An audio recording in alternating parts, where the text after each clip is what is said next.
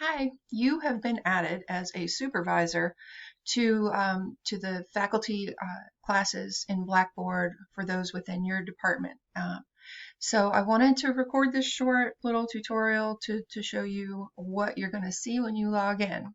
Okay, so you will have your courses separated, courses where you're an instructor, and then courses where you're a supervisor, so you can keep them separate.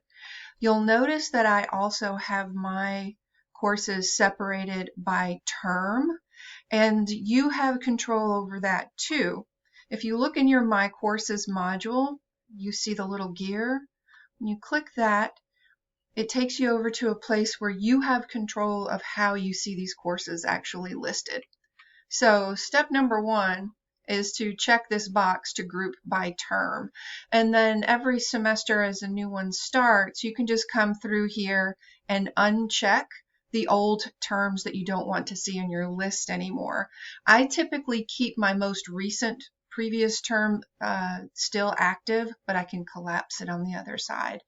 When you scroll on down from here, you also have the ability to tell Blackboard to show you the course ID number, the instructor name, so you might want to turn that on for the ones that you supervise, any announcements that they're making, and any tasks that they've done. Now, the first one, remember, is the courses that you are teaching.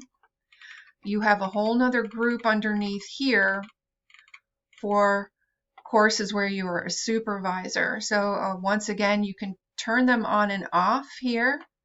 You can add the course ID if you want to see that, and the instructor name to help you keep straight your different faculty that you supervise. I'm going to go ahead and select these. And when I jump back out here to my main institution page, courses where I'm a supervisor, I now see the complete course ID and the instructor for each of these courses that I am tagged as a supervisor in. The supervisor permission allows you to see just about everything that faculty see, but you won't be able to affect grades or change things. So if you've got any more questions, just let me know and I will record another tutorial.